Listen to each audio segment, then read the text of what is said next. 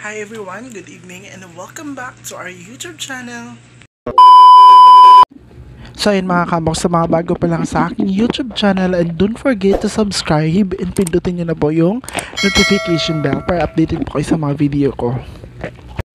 So ayun mga kamoks, for today's video is ikwento ko sa inyo kung ano po yung nangyari, kung bakit kumbaga nakauwi po ako ng maaga sa pinagtatrabahoan ko. Kanina pa is mga alas 6 ng gabi at yung oras yan is alas 7 na. Umuwi talaga ako mga kamoks kasi ikwento ko talaga sa inyo ito mga kamoks, itong mga pangyayari. Ito po yung worst po talaga na nangyari sa buhay ko. Kasi mga kamoks, pinipilit nila akong matuto, pinipilit nila ako, pinagpapaluto sa pinagtatrabahoan ko. Hindi naman sa ganun na OA, ganun. Okay naman sa akin mga kamoks, pero kasi hindi dapat tayo mamimili ng trabaho. In the short po mga kamoks is hindi po ako marunong magluto ng linuluto nila. At saka mayroon pong customer mga kamoks na gustong ipaluto yun. Kaso yung kasamahan ko lang po yung marunong at saka ako hindi. Kaya pinipilit niya ako na ako daw yung magluto. Tapos ako daw yung palutuin, tapos siya is galit siya sa akin. Yun mga kamoks. Tapos yun, yung isang babae na kasamahan ko, siya na po yung pinapunta ko doon sa loob. Yun, pumayag nga yung lalaki, kaya nga tumitingin siya sa akin, pero yung mata niya is pulang-pula. Yun, sabi ng amo ko is pupunta daw ako doon sa loob. After a minutes mga kamoks, before pa siya nagsabi sa akin na pumunta daw ako sa loob, sabi ng amo ko. Pagpunta ko doon sa loob mga kamoks, nag-stop ako. Tapos pagtingin ko sa kanya, sorry mga kamoks, yung kwento lang muna ito. Tapos anong tawag nun, pagtingin ko sa kanya mga kamoks, itong nangyari ito mga kamoks sa kanina pa lang mga alas 6. Tapos pagtingin ko sa kanya mga kamoks, bigla niya akong sinabunutan niya ako mga kamoks. Meron pa ako ipapakita sa inyo. Ito pong damit ko, wait lang, meron po talaga siyang kanin pa. Ito po yung sinuot ko kanina. Dito na side. Ayun mga kamoks, dito na side. Ginanon niya ako. Kwinilyo ako na yung mga kamoks. At saka doon, nakapaghandusay po ako doon sa my kitchen area mga kamoks, sa nilutuan niya ng sisig. At saka yun, nangahulog yung mga niluluto niya. Tapos yun, kumuha siya ng kutsilyo mga kamoks. At saka ginanon niya ako, parang sasaksakin niya talaga ako mga kamoks. Mabuti na lang is nandun po yung amo ko, napigilan. Kaya yun, hindi ko ma-explain. Kaya umuwi po ako sa boarding house mga kamoks. Nanginginig yung katawan ko. Okay pa naman kami kanina, masaya pa naman kaming dalawa. At saka sabi niya pa sa akin na gusto daw niya ako katrabaho, ganito. Kasi bagong gising talaga siya. Pinapagising na siya ng amo ko kasi may lulutuin. Kasi hindi ako marunong Kaya lang, ayun mga kamoks, meron pa akong chat conversation sa amo ko. Kaming dalawa ng amo ko, nag-chat kami. Ayan po. Tingnan nyo po mga kamoks, yan po yung proof na totoo yung sinabi ko.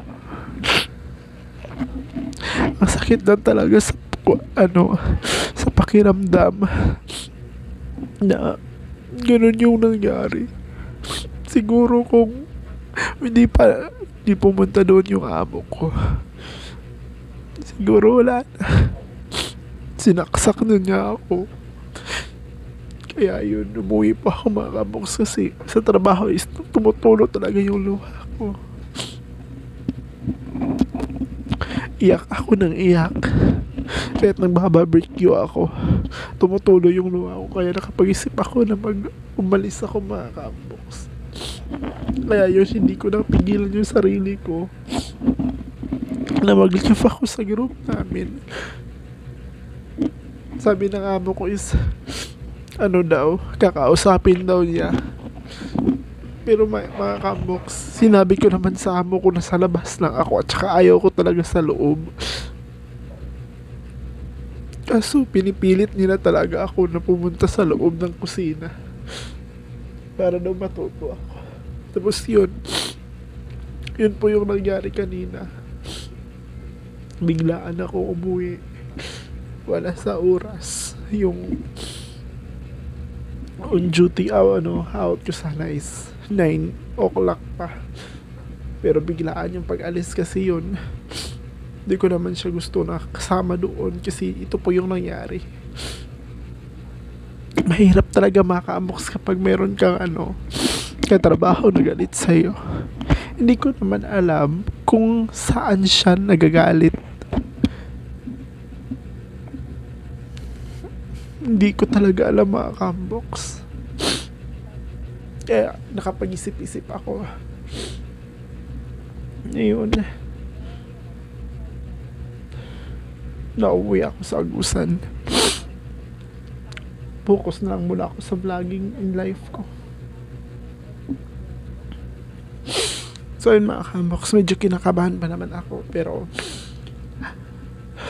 I think magiging okay din ako mga kamboks. Ayun, nag-chat din po yung kasama ko sa trabaho bakit daw ako umalis. In-explain ko naman sa kanya kung ano talaga yung exact na nangyari. So siguro mga kabox ngayon is lang muna, relax ko lang muna itong mindset ko.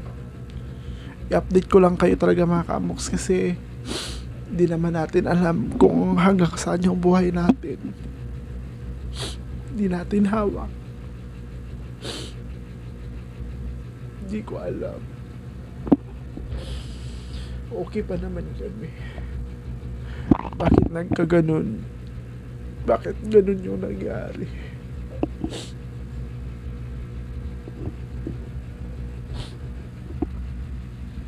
Hindi naman sa ganun.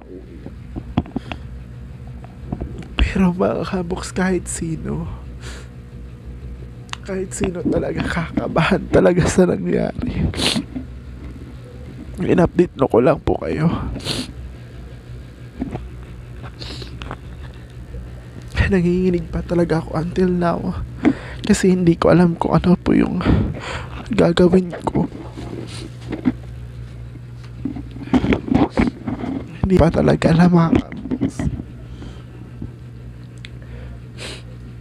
Ayan po yung camera natin na isa, pero hindi ko po muna yan gagamitin kasi gagamitin ko lang siya pag nandun na po ako sa Agusan. So ayan mga kabox, ayan po yung update natin ngayon. In-update ko lang muna kayo kasi baka mapano tayo mga kabox. Ingat po kayo palagi and God bless us.